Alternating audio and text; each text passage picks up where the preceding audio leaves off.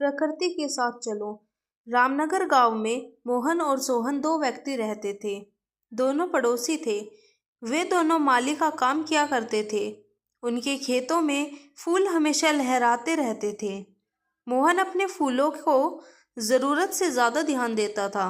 वह अपने खेत में सोहन से ज्यादा पैदावारी करने के चक्कर में रासायनिक खादों का अंधाधुंध प्रयोग करता था। इसके अलावा वह पौधों पर तरह तरह की दवाई भी डालता रहता था। वह पौधों को अपने अनुसार बढ़ने नहीं देता था। उसे वह काटता छांटता रहता था। वह अपने खेतों को कभी सूखने नहीं देता था। वह खेतों में निराई गुड़ाई के अलावा और कई आधुनिक तकनीकों से पौधों का देखभाल करता था। मोहन पौधों को धूप से भी बचाने के लिए उसके ऊपर शेड भी बना रखा था, जबकि सोहन फूलों को प्राकृतिक तरीके से उगाने की कोशिश करता था। वह अपने खेत में जैविक खाद का प्रयोग करता था। कीड़े मकोड़े से बचाने के लिए पौधों पर राख डालता था, जिससे कीड़े उसके पौधों को न खाएं। इसके अलावा सोहन पौधों में उसके ज़रूरत के अनुसार पानी दिया करता था। दोनों के खेतों में सुंदर सुंदर फूल लग चुके थे। एक रात तेज आंधी तूफान और बारिश आई। मोहन के अधिकतर पौधे टूटकर नीचे गिर गए। वे तूफान को नहीं सह सके, जबकि सोहन के पौधे उन आंधी तूफान को आसानी से सहन कर लिए। उसके फूलों को कोई नुकसान नहीं हुआ, क्योंकि वे प्राकृतिक तरीके से उग रहे थे। इसलिए वे तूफान का सामना आसानी से कर लिए। दोनों अपने अपने फूलों को तोड़कर बाजार में बेचने के लिए गए। मोहन और सोहन दोनों पास में बैठकर फूल बेच रहे थे। सोहन के फूल में से अत्यधिक खुशबू आ रही थी, जिसके कारण लोग उसके फूलों को खरीदना ज़्यादा पसंद कर रहे थे, जबकि मोहन के फूल बड़े ज़रूर थे, लेकिन उसके फूलों में खुशबू नहीं थी। इसलिए लोग उसके फूलों को नहीं खरीद रहे थे। कुछ ही घंटों में मोहन अपने सारे फूलों को बेचकर घर वापस चला गया, जबकि मोहन शाम तक भी अपने फूलों को नहीं बेच सका। वह शाम को फूलों के साथ वापस घर आया तो देखा सोहन अपने बेटे को कुछ समझा रहा था। मोहन भी अपने बेटे पर अधिक ध्यान देता था।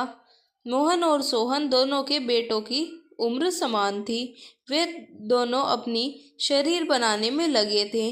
मोहन का बेटा प्रतिदिन जिम जाता और अपने शरीर को स्ट्रॉन्ग बनाने के लिए तरह तरह की दवाइयाँ और पाउडर खाता था, जबकि सोहन का लड़का सुबह सुबह खुले मैदान में दौड़ लगाता। उसी मैदान में कसरत भी कर लेता था। वह खाने में भीगे हुए चने, दूध और अंडों का ज़्यादा इस्तेमाल करता था, जिससे उसका शरीर अंदर से मजबूत बनता जा रहा था। एक दिन मोहन और सोहन के बेटे कुश्ती लड़ रहे थे। सोहन का लड़का मोहन के लड़के को आसानी से हरा दिया। सोहन ने मोहन से कहा, भाई मोहन, तुमने यहाँ भी फूलों की खेती की तरह गलती कर दी। तुमने अपने बेटे को दवाई और पाउडर खिलाकर उसके शरीर को फुला दिया, लेकिन उसके अंदर प्रजननेर ध्यान नहीं लिया, जिससे कागज तट करने में मजबूती पर ध्यान नहीं दिया, जिसके कारण आज वह कुश्ती में हार गया। सोहन फिर से कहता है, प्रकृति ने जीवन दिया है, इसे प्राकृतिक तरीके से बनाने की कोशिश करना चाहिए। हमें इसमें आधुनिक तरीके से बदलाव करने की कोशिश नहीं करनी चाहिए। तुम्हें अपने बेटे को सुबह सुबह खुले आसमान में दौड़ लगवाना चाहिए, जिससे उसे ताज़ी और शुद्ध हवा मिल सके और वह अपने आप को प्रकृति के अनुसार बना सके।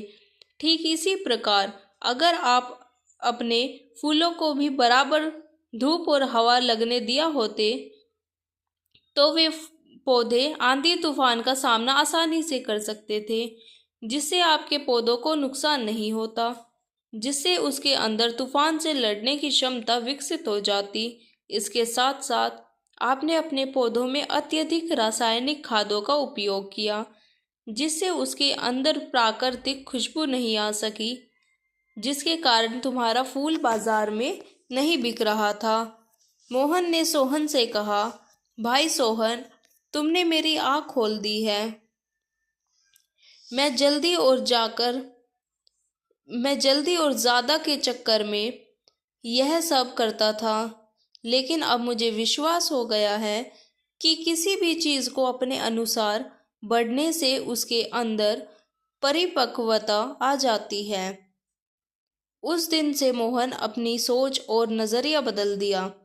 वह अब सोहन के बताए अनुसार काम करता था।